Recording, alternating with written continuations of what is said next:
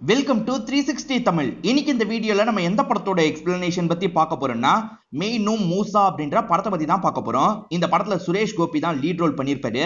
சுரேஷ் கோபியை பொறுத்த வரைக்கும் ஆக்ஷன் படம், கிரைம் த்ரில்லர் படம் தான் அதிகம் பண்ணுவாரு. ஆனா இது ஒரு பக்கமான ஃபீல் குட் காமெடி படம்னு சொல்லலாம். ரொம்பவே சூப்பரா இருக்கும். இந்த படம் 2022 ரிலீஸ் ஆயிடுச்சு. இப்பதான் தமிழ் டப்பிங்ல வந்திருக்கு. பார்க்கணும்னு நினைக்கிறவங்க ஃபுல் படத்தை பாருங்க. இல்ல கதை தெரிஞ்சுக்கிட்டா போதும்னு நினைக்கிறவங்க மேற்கொண்டு வீடியோவை கண்டினியூ பண்ணுங்க. நான் பிளாட்டை சொன்னா ஸ்பாய்லரா போயிடும். அதனால நேரடியா நம்ம கதைக்குள்ள போயிடலாம். எக்ஸ்பிளனேஷனுக்குள்ள போறதுக்கு முன்னாடி வீடியோக்கு ஒரு லைக் போடுங்க. அது மூலியமா இந்த வீடியோ இன்னும் நிறைய பேர்கிட்ட கொண்டு போய் சேர்க்கப்படும். மேற்கொண்டு டைம் வேஸ்ட் பண்ணாம நம்ம நேரடியா எக்ஸ்பிளனேஷனுக்குள்ள போயிடலாம். படத்தோட ஸ்டார்டிங் சீனே தாமின்ற ஒரு நபரை காட்டுறாங்க. இவர் ஒருத்தர் கூட சேர்ந்த மாதிரி மீன் பிடிச்சிட்டு இருக்காரு. ஒரு சுறா மீனை பிடிச்சிடுறாங்க போல. பெரிய மீனா பிடிச்சிட்டோம் அப்படின்ற மாதிரிலாம் அந்த ஃப்ரெண்டு சந்தோஷப்படுறாரு. அதுக்கு இந்த தாமி இருக்கார்ல, இதை விட பெரிய சுறாவெல்லாம் என்னோட ஃப்ரெண்டு பிடிச்சிருக்கான், அவன் பேரு மூசா அப்படின்ற மாதிரி சொல்ல ஆரம்பிக்கிறாரு. ஆக்சுவலா இவங்க ரெண்டு பேருமே சின்ன பசங்களா இருப்பாங்க. ஒரு பெரிய சுறாவை பிடிக்கிறதுக்கு மூசா ட்ரை பண்றாரு. ஒரு ஸ்டேஜ்ல அதை பிடிக்கவும் செஞ்சிடுறாரு. மூசாவை பத்தி பயங்கர பெருமையா இவர் பேசிக்கிட்டே இருக்காரு. என்ன வந்ததுல இருந்து மூசா மூசான்னு பேசிட்டு இருக்கீங்க, அந்த மூசா இப்ப எங்க தான் இருக்காருன்ற மாதிரி தாமி கிட்ட கேக்குறாரு. மூசா செத்து போயிட்டான்ற மாதிரி தாமியும் சொல்றாரு. 20 வருஷத்துக்கு முன்னாடி அவர் இறந்து போயிருப்பாரு. இப்ப இந்த கிராமத்துல இருக்க மோகன் ஒரு பையனை காட்டுறாங்க. வாசிக்கிறது தான் இவனோட வேலை போல. ஒரு முஸ்லீம் பொண்ணு இந்த மோகனை லவ் பண்ணிட்டு இருக்காங்க. இவங்க பேரு ஃபாத்திமா அப்படின்றது. இவங்க மூசாவோட பொண்ணா தான் இருப்பாங்க. இப்ப இவருமே பக்கத்துல வந்து இவங்க கிட்ட பேசிட்டு இருக்காரு. இவங்க என்ன சொல்றாங்கன்னா, முதல்ல ஒரு நல்ல வேலையை பாரு, அதுக்கப்புறம் தான் வீட்டுல பேச முடியும். நம்ம பழகிட்டு இருக்கிறது மட்டும் என்னோட சித்தப்பாக்கு தெரிஞ்சதுன்னா அவ்வளவுதான் அப்படின்ற மாதிரி ஃபாத்திமா சொல்லிட்டு இருக்காங்க. முதல்ல இவங்களோட அப்பா யாருன்றத பத்தி நான் சொல்லிடுறேன். இவங்க அப்பா பேர் தான் மூசாவா இருக்கும். கார்கில் வார்ல சண்டை போட்டிருப்பாரு. அப்படி சண்டை போட்டதுல இறந்து போயிருப்பாரு. வருஷம் வருஷம் அவரோட நினைவு நாள் அன்னைக்கு அவரை பத்தி பெருமையா பேசுவாங்க. இந்த ஊர்ல பொலிட்டீஷியனா ஒரு லேடி இருக்காங்க. இந்த லேடி தான் ஸ்டேஜ்ல மூசாவை பத்தி பெருமையா பேசிட்டு இருக்காங்க. ஆக்சுவலா மூசா வச்சு வருஷம் வருஷம் இவங்க ஓட்டெல்லாம் வாங்கிட்டு இருக்காங்கன்ற மாதிரி நமக்கு காட்டுறாங்க. இந்த லேடி ஓட்டுக்காக தான் பேசுறா, மத்தபடி மூசா மேல எல்லாம் இவளுக்கு அக்கறை இல்லைன்ற மாதிரி மத்தவங்க எல்லாம் கமெண்ட் பண்ணிட்டு இருக்காங்க. ஆக்சுவலா இந்த கூட்டத்துல இருந்து மூசாவோட தம்பியும் பாக்குறாரு. அந்த தம்பிக்கு இந்த பொலிட்டீஷியன் லேடியை பிடிக்காது. இவங்க பேசிட்டு இருக்கிறத கேட்காம வேகமா பைக் எடுத்துட்டு கிளம்புறாரு. அப்பாவை பத்தி பேசுறாங்கன்றதுக்காக ஃபாத்திமா இந்த இடத்துக்கு வந்திருக்க மாட்டாங்க. மோகனை பார்க்கலான்றதுக்காக தான் வந்திருப்பாங்க. மோகனும் இவங்களும் பழகிட்டு இருக்காங்கல்ல, இது ஒரு சாங் மாதிரி நமக்கு காட்டுறாங்க. இவங்க ரெண்டு பேரும் ஒரு இடத்துல பேசிட்டு இருக்காங்க. அப்ப கரெக்டா சித்தப்பா பைக்ல வந்து கிராஸ் பண்றாரு. சித்தப்பா கண்ணில் படக்கூடாதுல்ல, அதனால இவங்களுமே முகத்தெல்லாம் மூடிக்கிறாங்க.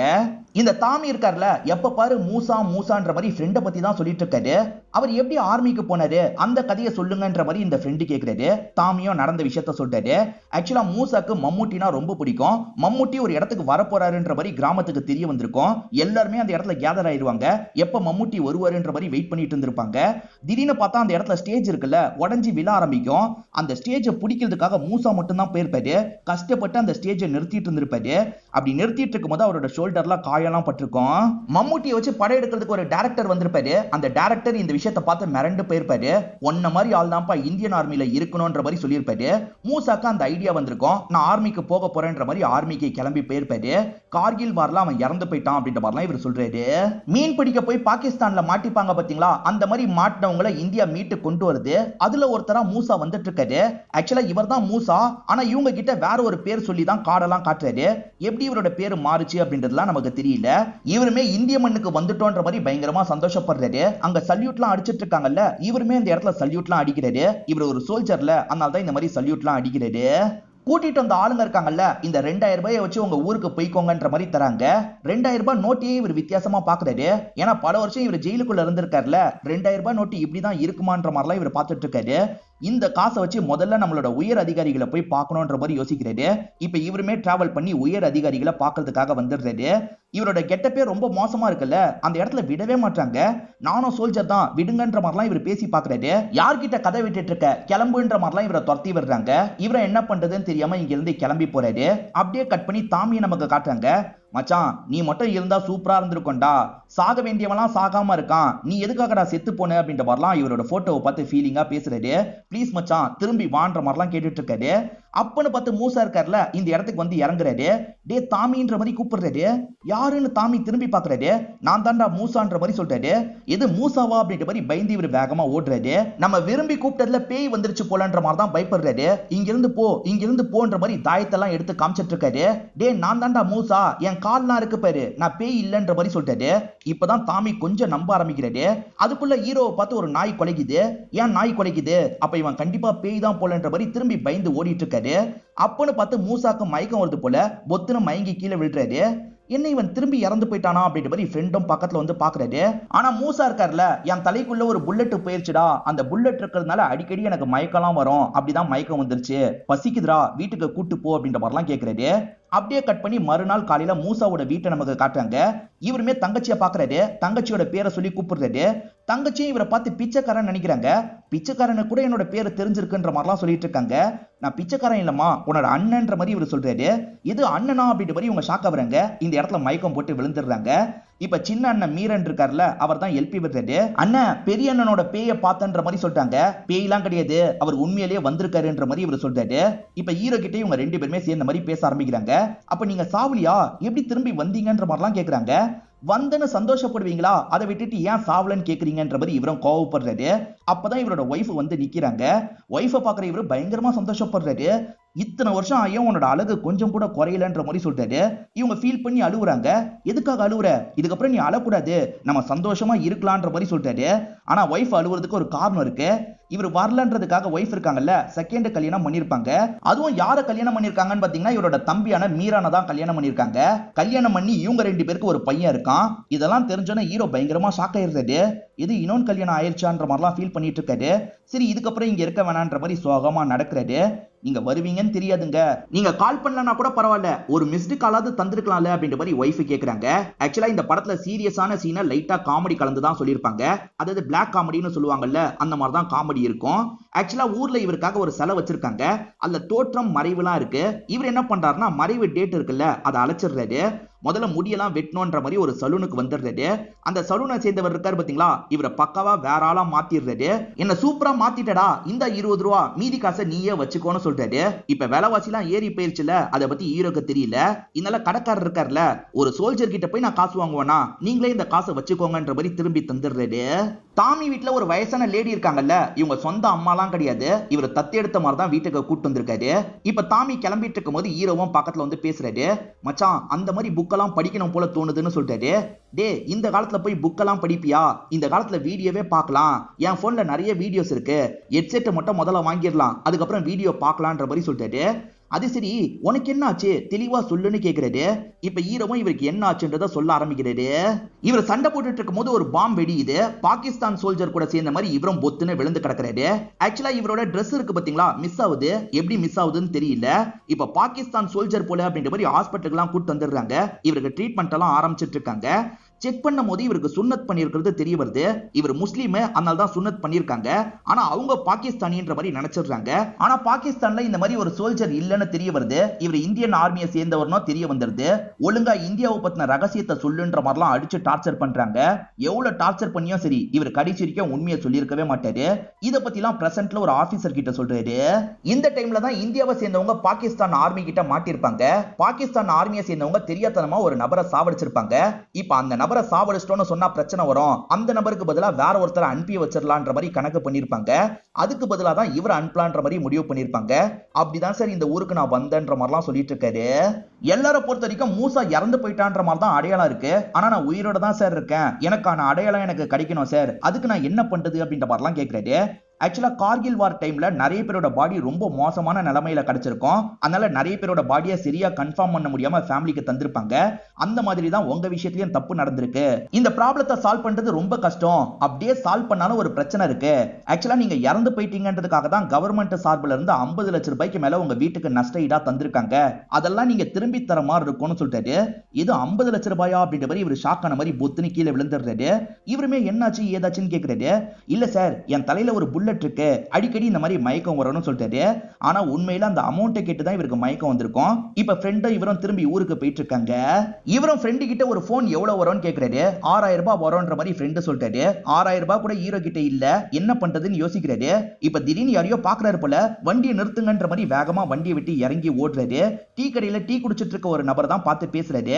ஆக்சுவலா இவர் 1999 போனார் பாத்தீங்களா, அந்த டைம் இந்த நபருக்கு கடனா காசு தந்திருப்பாரு.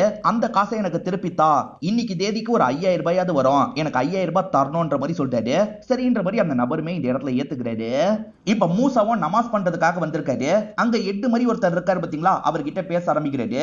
அந்த எட்டுமே நீ திரும்பி வந்ததுல சந்தோஷம்பா, உன் பாடின்ற மாதிரி தான் கொண்டு வந்து ஒப்படைச்சாங்க, இங்கதான் அடக்கம் பண்ணுன்ற மாதிரி அடக்கம் பண்ண இடத்த காட்டுறாரு. உயிரோட இருந்துகிட்டே இதை பாக்குறமேன்ற மாதிரி இவரும் இந்த இடத்துல ஃபீல் பண்ணிட்டு இருக்காரு. இப்ப தங்கச்சியை பார்த்து பேசுறதுக்காக வந்துடுறாரு. ஆக்சுவலா 50 லட்சம் ரூபாய் காசு கிடைச்சிருக்குல்ல, அதெல்லாம் என்ன பண்ணீங்கன்ற மாதிரி தான் கேட்கறாரு. அதை வச்சுதான் இந்த வீடெல்லாம் கட்டணும், அதே மாதிரி அண்ணன் அதை வச்சுதான் எனக்கு கல்யாணம் பண்ணாரு, என் ஹஸ்பண்ட் துபாயில இருக்காரு, அதுக்கும் அண்ணன் தான் காசெல்லாம் தந்தாரு அப்படின்ற மாதிரி தங்கச்சி சொல்லிட்டு இருக்காங்க. இதெல்லாம் நடந்துட்டு இருக்கும் போது அந்த மீரான் இருக்காரு பாத்தீங்களா, ஒய்ஃபை கூட்டிட்டு வீட்டுக்கு வந்துட்டு இருக்காரு. இவன் என்ன பேசிட்டு இருக்கான்ற மாதிரி தங்கச்சியை முறைச்சு பாக்குறாரு. தங்கச்சியும் புரிஞ்சுக்கிட்டு வேகமா வீட்டுக்குள்ள போயிடுறாங்க. எதுக்காக வந்திருக்கீங்கன்ற மாதிரி தம்பி கேக்குறாரு. ஏண்டா எனக்காக 50 லட்சம் ரூபாய் தந்திருக்காங்களே, அதை நீங்க என்னதான்டா பண்ணீங்கன்ற மாதிரி கேக்குறாரு. அதுல கொஞ்சம் காசு எனக்கு வேணும்னு கேக்குறாரு. என்கிட்ட எல்லாம் காசு இல்லன்னு, உன் பொண்ணை நான் நல்லபடியா படிக்க வச்சிருக்கேன், அதே மாதிரி ஒரு பெரிய இடத்துல வரன் பார்த்திருக்கேன், சீக்கிரமே கல்யாணம் பண்ண போறேன்னு சொல்றாரு. அதெல்லாம் இருக்கட்டும், நான் செத்துட்டேன்னு சொன்னா உடனே நம்பிடுவீங்களா அப்படின்ற மாதிரி அண்ணன் கேக்குறாரு. அதுக்கு மீரான் இருக்காரு பாத்தீங்களா, இவரோட ட்ரெஸ் இவரோட பேட்ஜ் எல்லாத்தையும் எடுத்துட்டு வந்து காட்டுறாரு. இதெல்லாம் காமிச்சாங்க, அதனால தான் நம்பணும்ன்ற மாதிரி சொல்றாரு. ஈரோக்குன்னு ஒரு வாழ்க்கையை அமைச்சுக்கணும்ல, அதுக்கு ஒரு 5 லட்சம் ரூபாய் இருந்தா தான்ற மாதிரி கேக்குறாரு. அவ்வளவு காசு கூட என்கிட்ட இல்லன்னு, என்ன மன்னிச்சிரு அப்படின்ற மாதிரிலாம் மீரன் சொல்லிட்டு இருக்காரு.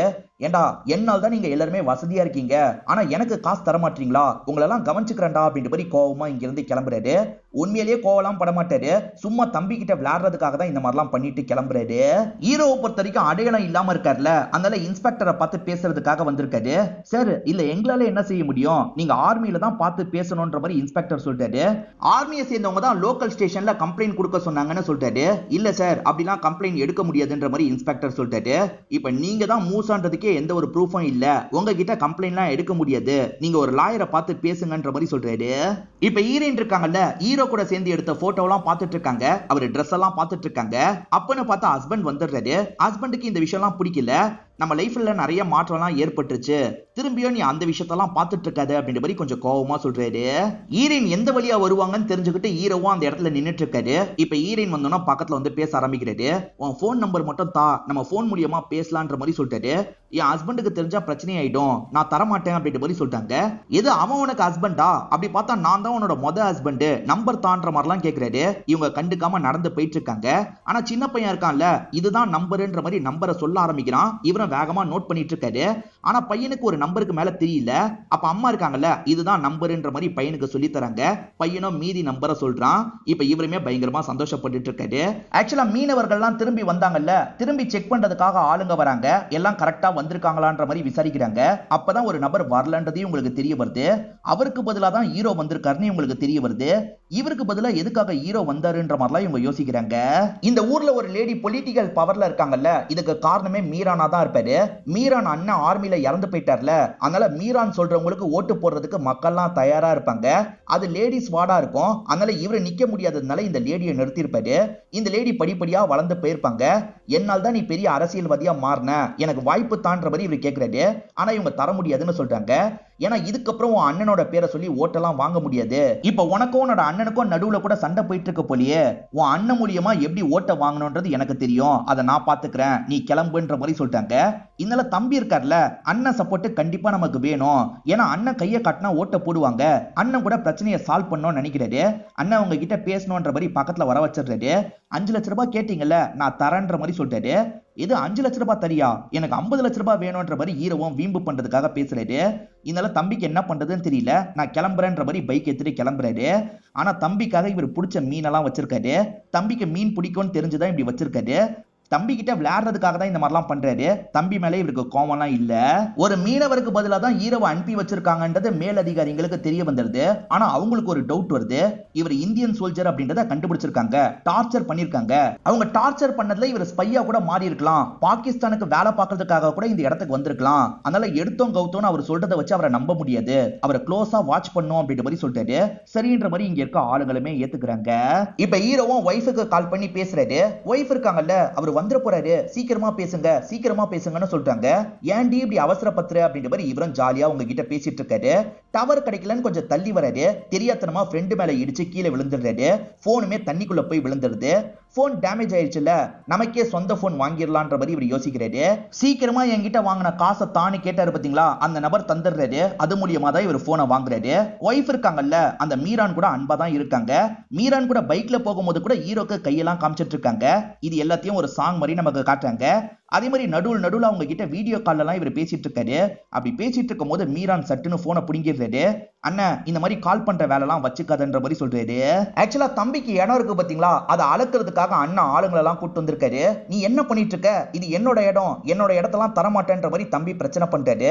இவங்க 2 பேருக்குள்ள பிரச்சனை நடக்குது இல்ல, இதெல்லாம் தங்கச்சி பாக்குறாங்க. ஹஸ்பண்ட் கிட்ட சொல்லலான்ற மாதிரி கால் பண்ணி சொல்றாங்க. இப்ப ஹீரோவும் ஃப்ரெண்டும் ஒரு லாயரை பாக்குறதுக்காக வராங்க. அடையாளத்தை கிரியேட் பண்றது எப்படின்ற மாதிரி கேக்குறாங்க. வேணும்ட்டு யார்கிட்டயாவது வம்பு வளங்க, கேஸ் மட்டும் ஃபைல் பண்ணிட்டாங்கன்னு வச்சுக்கோங்க, அந்த கேஸ் மூலியமாவே இப்படி ஒருத்தர் இருக்காருன்ற அடையாளத்தை நம்ம கிரியேட் பண்ணிட முடியும்ன்ற மாதிரிலாம் சொல்றாரு. நீங்க அவ்வளவுலாம் போக வேணாம், உங்க தம்பி சொத்து வச்சிருக்காருல, அந்த சொத்து ஒரு டைம் உங்க பேர்ல இருந்திருக்கும், அந்த டாக்குமெண்ட்டை மட்டும் எப்படியாவது தூக்குங்க, அது மூலியமா நம்ம ப்ராப்ளத்தை சால்வ் பண்றதுக்கு ட்ரை பண்ணலான்ற மாதிரி சொல்றாரு. தம்பி கிட்ட கேட்டா தரமாட்டாரு. நம்ம வீடு புந்து தூக்கலான்ற மாதிரி யோசிக்கிறாங்க. இவங்க வீட்டுக்கிட்ட எகிரி குதிக்கலாம் நினைக்கிறாங்க. ஆனா வேற ஒருத்தன் வீட்டுக்குள்ள எகிரி குதிச்சு உள்ள போயிட்டு இருக்கான். இப்ப உள்ள போயிட்டு இருக்காம மாட்டிக்கிறான் போல. அந்த தம்பி இருக்கார்ல, யாரா நீ அப்படின்ற மாதிரி போட்டு பயங்கரமா அடிக்கிறாரு. ஆக்சுவலா மேல் அதிகாரிங்க இருக்காங்கல்ல, இங்க இருக்க இன்ஸ்பெக்டரை பாக்குறதுக்காக வந்துடுறாங்க. அவர் ஸ்பையா இருக்க கூட வாய்ப்பு இருக்கு, அவரோட ஆக்டிவிட்டி எல்லாம் க்ளோஸா வாட்ச் பண்ணுங்க, அவர் மேல டவுட் இல்லைன்னு தெரிஞ்சதுக்கு அப்புறம் தான் நிம்மதியா இருக்க முடியும் அப்படின்ற மாதிரிலாம் சொல்லிட்டு இருக்காங்க. இப்ப பிளைட்ல வந்துட்டு இருக்க ஒரு நபரை காட்டுறாங்க. இவர் யாரு என்னன்னு கிளியரா தெரியல. ஹீரோவோட போட்டோவை பார்த்துக்கிட்டே தான் வந்துட்டு இருக்காரு. மவனே, என் கையால் தாண்டா உனக்கு சாவுன்ற மாதிரி சொல்றாரு. இப்ப ஊருக்கு வந்துடுறாரு போல. ஹீரோவை போட்டு பயங்கரமா அடிக்கிறாரு. ஹீரோக்கு இவர் யாருன்னே தெரியல. யாரா நீ, எதுக்காக என்ன போட்டு அடிக்கிறேன்ற மாதிரி கேட்கிறாரு. நான் தான் உன் தங்கச்சி புருஷன்ற மாதிரி இவரும் சொல்றாரு. சொத்து கித்துன்னு வந்த தொலைச்சிருவன்ற மாதிரி அடிச்சுட்டு வேகமா இங்க இருந்து கிளம்பிடுறாரு. ஆக்சுவலா தம்பிக்கு அண்ணன் மேல சாஃப்ட் கார்னர் இருக்கு, அவருக்கும் அந்த சொத்துல பங்கு இருக்கு, பிரிச்சு தந்துடலான்ற மாதிரி சொல்றாரு. ஆனா மச்சான் தான் மீரானோட மனசை மாத்துறாரு. நீ பாட்டுக்கு பங்க பிரிச்சு தந்துட்டானா நம்ம என்ன பண்றது, நம்ம 2 பேருமே பெருசா சம்பாதிக்க முடியாம தான் இருக்கும், அதனால சொத்தெல்லாம் பிரிச்சு தரக்கூடாது, அவனை இன்னைக்கே நான் காலி பண்ணிருப்பேன், அதுக்குள்ள ஆளுங்க வந்துட்டாங்கன்ற மாதிரிலாம் இவர் சொல்லிட்டு இருக்காரு. அப்படியே கட் பண்ணி நம்ம ஹீரோ ஹாஸ்பிட்டல்ல இருக்கிறத நமக்கு காட்டுறாங்க. இவர் ஒரு பொண்ணு பார்த்து தான் ஹாஸ்பிட்டலுக்கு கொண்டு வந்து சேர்த்திருக்காங்க போல. இந்த பொண்ணு பேரு லெக்ஸி அப்படின்றது. இந்த லெக்ஸியோட அப்பாவும் ஆர்மியை சேர்ந்தவரா இருப்பாரு. அவரை பத்தி உங்ககிட்ட பேசுறதுக்காக தான் வந்திருக்கேன்னு சொல்றாங்க. டயர்டா இருக்குமா, அப்புறமா பேசிக்கலாம்னு இவர் சொல்லிடுறாரு. இப்ப இவருமே ஓரளவுக்கு தேடி வந்துடுறாரு. ஒய்ஃபுக்கு கால் பண்ணி இப்ப நீங்க ஓகேவான்னு கேக்குறாங்க. நான் ஓகே தான் அப்படின்ற மாதிரி சொல்லிட்டாரு. பேசாம என் கூட ஓடி வந்துடுறியா, நம்ம பையனையும் பொண்ணையும் கூட்டி எங்கேயாவது போயிடலாம் அப்படின்ற மாதிரி கேட்கறது. அப்படிதான் என்னால வர முடியாது அப்படின்ற மாதிரி இவங்களுமே சொல்றாங்க. இப்ப எல்லாருமே நீ யாரு என்னன்ற மாதிரி லெக்ஸி கிட்ட கேக்குறாங்க. என் அப்பா பேரு ஆம்ப்ரோஸ் அப்படின்றது, அவரும் ஆர்மியை சேர்ந்தவர் தான், அவர் என்ன ஆனாரு ஏது ஆனாருன்னு எந்த ஒரு டீட்டெயிலும் கிடைக்கல, அதனால தான் பேசுறதுக்கு வந்திருக்கன்ற மாதிரி சொல்றாங்க. இவருமே ஆம்ப்ரோஸை பத்தி ஒரு விஷயத்தை யோசிச்சு பாக்குறாரு. ஆம்ப்ரோஸை பொறுத்த வரைக்கும் சரியான கோலியா இருப்பாரு. அடிக்கடி பர்மிஷன் வாங்கி ஊருக்கு போயிடுவாரு. பாட்டி உடம்பு சரியில்லை, அம்மா இறந்து போயிட்டாங்க, அப்படி இப்படின்னு ஏதாவது சாக்க சொல்லி ஊருக்கு போயிடுவாரு. இருந்தாலும் ஆர்மி ஜெனரல் இருக்காருல்ல, இவரை போட்டு திட்டுறாரு. லெக்ஸியை பொறுத்த வரைக்கும் சிட்டியை சேர்ந்த பொண்ணா இருப்பாங்க. இங்க பாத்ரூம் வசதி எல்லாம் இல்லாம கஷ்டப்படுறாங்க. புரிஞ்சுக்கிட்ட இவர் இருக்காரு பாத்தீங்களா, இங்க இருக்க ஸ்கூலுக்கு கூட்டு வந்துடுறாரு. அங்க பாத்ரூம் வசதி எல்லாம் இருக்கும். இப்ப குளிக்கணும்னு சொல்றாங்க. இவருமே ஆத்தங்கரை கிட்ட அந்த பொண்ணை கூட்டு வந்துடுறாரு. மேற்கொண்டு சில விஷயங்களை இவர் யோசிச்சு பாக்குற மாதிரி நமக்கு காட்டுறாங்க. இப்ப சண்டைக்காக எல்லாருமே கிளம்பிட்டு இருக்காங்க. இந்த ஆம்ப்ரோஸ் மட்டும் ரொம்ப பயந்துட்டு இருக்காரு. இப்ப விட்டா கூட நான் ஓடி போயிடுவேன்ற மாதிரிலாம் சொல்லிட்டாரு. இவ்வளவு பயத்தை வச்சுக்கிட்டு எதுக்காக ஆர்மிக்கு வந்தன்ற மாதிரி எல்லாருமே கேக்குறாங்க. நாட்டு பற்றுக்காக மட்டும் எல்லாருமே ஆர்மியில சேரல, பஞ்சத்துக்காகவும் தான் நிறைய பேர் ஆர்மியில சேர்றாங்க, நான் அந்த கேட்டகரியை சேர்ந்தவன் அப்படின்ற மாதிரிலாம் இவர் சொல்லியிருப்பாரு. இது எல்லாத்தையும் இவர் உள்ளுக்குள்ள யோசிச்சு பாக்குறாரு. அது சரி, உன் அப்பா காணாம 20 வருஷம் ஆயிடுச்சுல, இப்ப எதுக்காக தேடி வந்திருக்கன்ற மாதிரி கேக்குறாரு. 20 வருஷம் கழிச்சு நீங்க வந்திருக்கீங்கல்ல, அது மூலியமா தான் ஒரு நம்பிக்கை கிரியேட் ஆச்சு.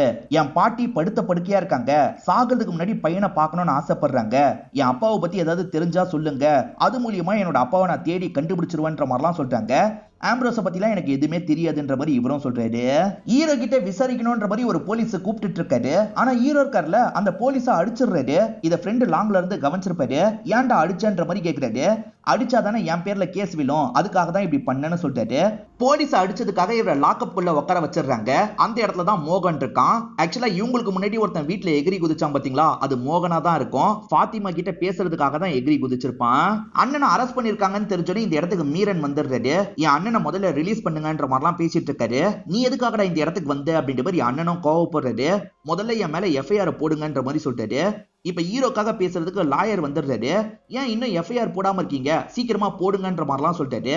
ஆனா இவங்க எஃப்ஐஆர் போடக்கூடாதுன்ற மாதிரி இருக்காங்க. ஏன்னா மேலதிகாரிங்க அந்த மாதிரி எஃப்ஐஆர் எல்லாம் போடாதீங்கன்ற மாதிரி சொல்லி வச்சிருப்பாங்க. அவனை விடுங்கன்ற மாதிரி சொல்லிட்டாரு. என்ன கேஸ் போடாமே நம்மள விட்டுட்டாங்க அப்படின்ற மாதிரி ஹீரோவும் இந்த இடத்துல ஃபீல் தான் பண்ணிட்டு இருக்காரு. இப்ப அந்த பொலிட்டீஷியன் லேடி இருக்காங்கல்ல, ஓட்டு கேட்கறதுக்காக வந்திருக்காங்க. உங்க சப்போர்ட் எனக்கு தான் இருக்கணும், உங்க ப்ராப்ளம் எல்லாத்தையும் நான் சால்வ் பண்றேன், எனக்கு ஓட்டை மட்டும் போட்டுருங்க, உங்க தம்பி பேச வந்தா உங்க தம்பி பேசுறதெல்லாம் நம்பாதீங்கன்ற மாதிரி சொல்லிட்டு இருக்காங்க. இது நடந்துட்டு இருக்கும் போது லெக்ஸி இருக்காங்கல்ல, உங்களுக்கு எதுக்கு ஓட்ட போடணும், இந்த வாட்டி அவரே எலெக்ஷன்ல நிக்க போறாரு அப்படின்ற மாதிரி சொல்லிட்டாங்க. என்ன இவ இப்படி சொல்றான்ற மாதிரி ஹீரோ ஷாக் ஆகுறாரு. அந்த லேடியும் இந்த இடத்துல மிரண்டு போயிடுறாங்க. இப்ப இந்த தம்பியை கூப்பிட்டு பேசுறாங்க. நம்ம 2 பேர் சண்டை போட்டுட்டு இருந்தா உன்னோட அண்ணன் எலெக்ஷன்ல நின்னு ஜெயிக்க கூட வாய்ப்பு இருக்கு, அதனால நம்ம 2 பேர் ஒத்துமையா இருக்கணும், உனக்கு ஒரு போஸ்டிங் கேட்டல அதை வேணா நான் ஏற்பாடு பண்றேன் அப்படின்ற மாதிரிலாம் இந்த லேடி சொல்லிட்டு இருக்காங்க.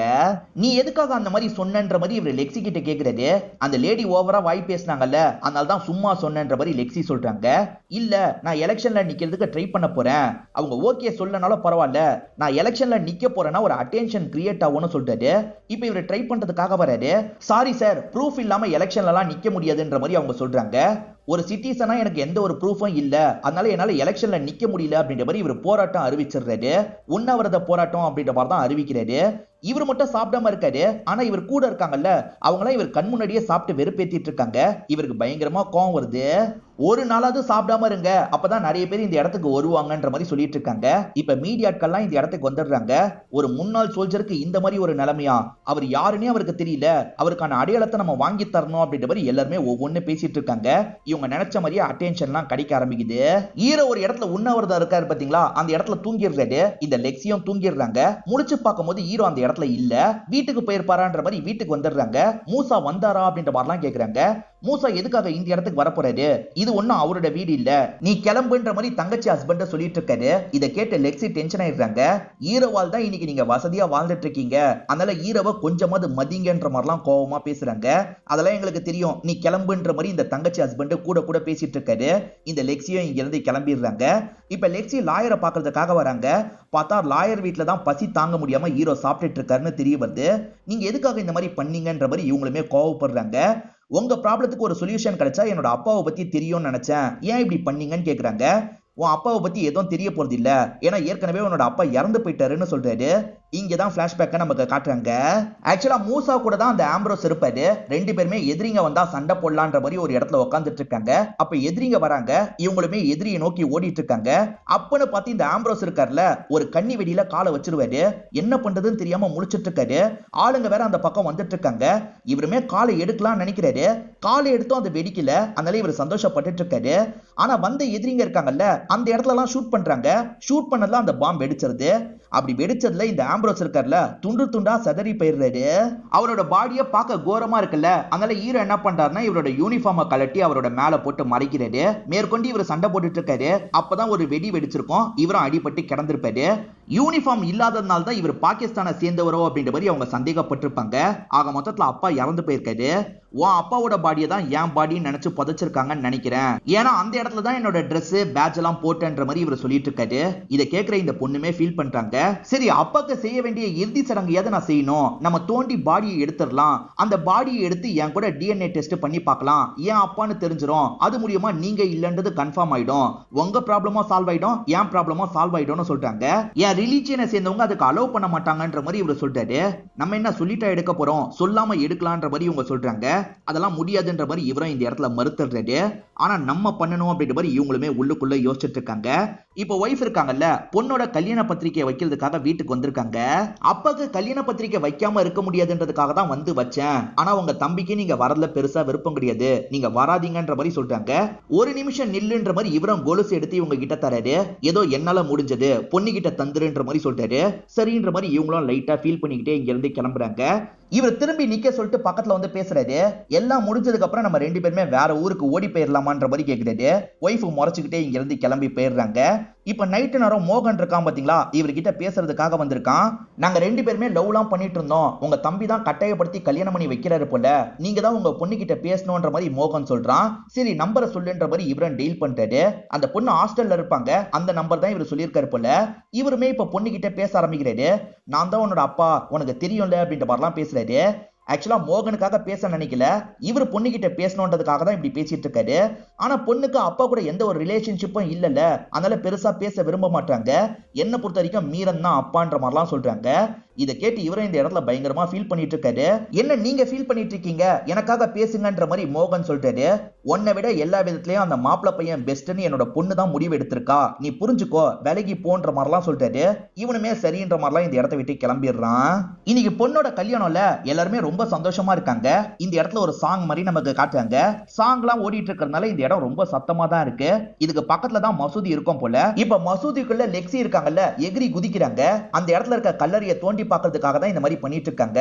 இத பாக்குற இவருமே டென்ஷன் வராரு. என்ன பண்ணிட்டு இருக்க, இதெல்லாம் வேணான்னு சொல்றாரு. இல்ல நான் பண்ண போறேன்ற மாதிரி இவர் கண் முன்னாடியே அவங்க தோண்டலாம் ஆரம்பிச்சிடுறாங்க. ஒரு பக்கம் கல்யாண பார்ட்டி எல்லாம் போயிட்டு இருக்கு.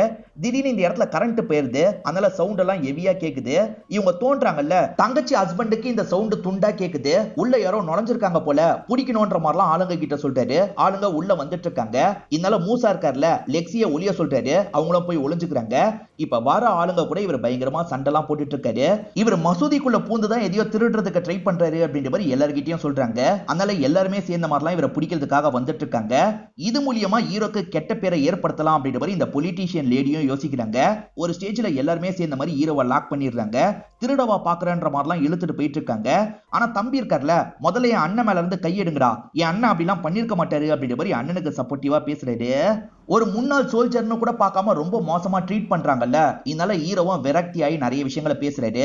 என்ன மாதிரி ஆளுங்க எல்லையில போராடுறதுனால தான் நீங்க எல்லாருமே நிம்மதியா இருக்கீங்க, ஒரு சோல்ஜரை மட்டும் இந்த மாதிரி கஷ்டப்படுத்தாதீங்க அப்படின்ற மாதிரிலாம் சொல்றாரு. இவங்க எல்லாருக்குமே நம்ம பண்ணது தப்புன்னு தெரியுது, எதுவுமே பேச முடியாம அமைதியா இருக்காங்க. இவருமே சோகமா கிளம்பலாம் நினைக்கிறாரு. அப்ப பொண்ணு இருக்காங்கல்ல, முன்னாடி வந்து அப்பாவை பாக்குறாங்க. ஆக்சுவலா அப்பா கிட்ட இவங்களே கொஞ்சம் கோபமா தான் பேசியிருப்பாங்க. அது தப்புன்னு புரிஞ்சு பார்வையிலேயே மன்னிப்பு கேட்கிறாங்க. இவருமே கீழே குனிஞ்சு பாக்குறாரு. கொலுசு போட்டுக்கிறது தெரியுது. இவரும் சிரிச்சுக்கிட்டே இந்த இடத்தை விட்டு சோகமா நடந்து போறாரு. இன்னும் கூட இவரோட அடையாளத்தை நிரூபிக்க முடியல. இவர் சோகமா இவரோட சிலைக்கு பக்கத்துல உட்காந்துட்டு இருக்காரு. அப்ப லெக்ஸி இருக்காங்கல்ல, நான் ஊருக்கு கிளம்புறேன், நீங்களும் என்னோட அப்பா மாதிரி தான், நான் உங்களை மறக்க மாட்டேன்ற மாதிரிலாம் சொல்லிட்டு இருக்காங்க. இப்ப கிளம்பலாம்னு நினைக்கும் போது இவர் இருக்கார்ல, ஒரு நிமிஷம் நில்லு, இதை வாங்கிட்டு போன்ற மாதிரி மண்டவோட எல்லாம் தந்துட்டு இருக்காரு.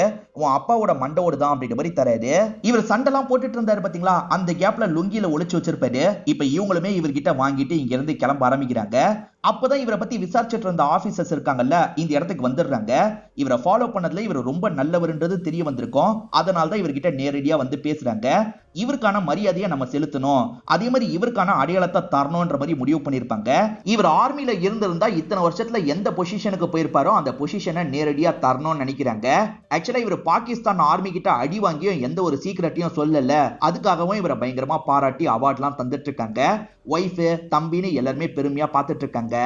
ஆக்சுவலா லெக்ஸி ஊருக்கு போறேன்னு சொன்னாங்க பாத்தீங்களா, இவர் திரும்பி இந்த இடத்துக்கு வர வச்சிருக்காரு. இதுக்கப்புறம் பொண்ணு மாதிரி கூடிய வச்சுக்கலான்ற மாதிரி யோசிச்சிருப்பாரு. இவங்க கூட சேர்ந்த மாதிரி தான் நடந்து வந்துட்டு இருக்காரு. ஒய்ஃப் சிரிச்சுக்கிட்டே இவரை பார்த்துட்டு இருக்காங்கல்ல, இவருமே ஒய்ஃபுக்கு பக்கத்துல வராரு. ஏதோ ஒய்ஃப் கிட்ட சொல்றாரு. என்ன சொல்றாரு அப்படின்றத நமக்கு காட்ட மாட்டாங்க. தம்பியும் லாங்ல இருந்து இந்த விஷயத்தெல்லாம் கவனிச்சிட்டு இருக்காரு. இப்ப ஒய்ஃப் கிட்ட சொல்லிட்டு இவர் நடக்க ஆரம்பிச்சிடுறாரு. தம்பி இருக்கார்ல, உங்ககிட்ட என்ன சொன்னாருன்னு கேக்குறாரு. இவங்க எதுவுமே சொல்ல மாட்டாங்க. டே அவர் என்னடா சொன்னாருன்ற மாதிரி பையன் கிட்ட கேக்குறாரு. பையனும் எனக்கு தெரியலன்ற மாதிரிலாம் சொல்லிட்டு இருக்கான். இப்ப ஹீரோ சிரிச்சுக்கிட்டே அந்த பொண்ணு கூட நடந்து போற மாதிரி காட்டுறாங்க. இதோடய ஹாப்பியா இந்த படத்தை நமக்கு முடிச்சிடுறாங்க. இந்த படத்தோட கதை வேணா சீரியஸா இருந்திருக்கலாம், ஆனா காமெடி கலந்துதான் ஒவ்வொரு சீனையும் கொண்டு போவாங்க. ரொம்பவே நல்லா இருந்தது. பார்க்கணும்னு நினைக்கிறவங்க ஃபுல் படத்தை பாருங்க. இந்த படம் உங்க எல்லாருக்குமே பிடிச்சிருக்கும் நம்புறேன். இந்த வீடியோ உங்களுக்கு பிடிச்சிருந்ததுன்னா லைக் பண்ணுங்க, கமெண்ட் பண்ணுங்க, மறக்காம 360 தமிழ் சேனலை சப்ஸ்கிரைப் பண்ணுங்க. தொடர்ச்சியா இந்த மாதிரி வீடியோக்கள் வந்துகிட்டே தான் இருக்கும்.